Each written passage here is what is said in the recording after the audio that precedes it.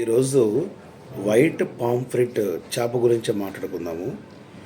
నేను పైన ఇమేజెస్ పెడుతున్నాను.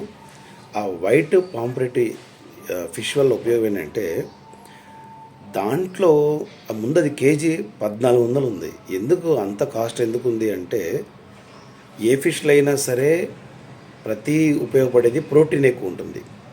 ప్రోటీను అలాగే ఒమేగా 3 ఇంకా మనకి కార్బోహైడ్రేట్స్ ఉంటాయి. చేపలో కార్బోహైడ్రేట్స్ కన్నా ప్రోటీన్ ఎక్కువ ఉంటుంది.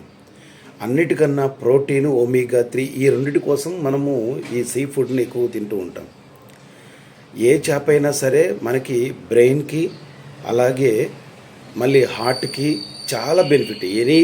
ఏ చేప అయినా సరే బ్రెయిన్కి హార్ట్కి ఈ రెండింటికి చాలా ఉపయోగం. ఈ పాంఫ్రెట్ యొక్క ప్రత్యేకత ఏంటంటే దీంట్లో సిలీనియం ఉంటుంది. కార్బోహైడ్రేట్ అస్సలు ఉండదు. సిలీనియం చాలా బాగుంటుంది. ఈ సిలీనియం మెటల్ ఉపయోగం ఏంటంటే యాంటీ ఆక్సిడెంట్గా పనిచేస్తుంది. తర్వాత క్యాన్సర్ రాకోకుండా చూస్తుంది.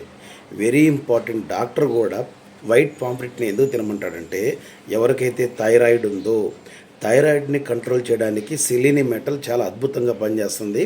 అది వైట్ పాంఫ్రెట్లో ఎక్కువగా ఉంది. అందుకని వైట్ పాంఫ్రెట్ని తినాలి. అందుకే అది కాస్ట్ ఎక్కువ కూడా.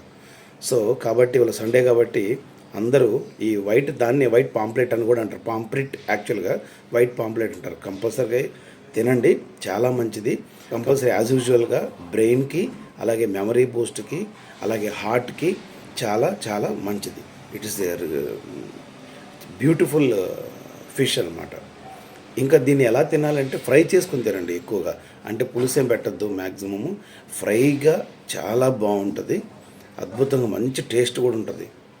Okay, enjoy the food. Thank